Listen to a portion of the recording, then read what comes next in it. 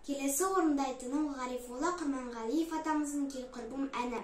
Ғарифолла Құрманғалиев әнші және композитор. Ол Батыс Қазақстан облысы Қаратөбе ауданында Ақкөл ауылында дүниеге келген. Ол көптеген әндерді және термелерді халыққа жеткізуші және өзі де әндерді жазған. Келқұрбым әні ойнақы және әзіл қалжыңды ән.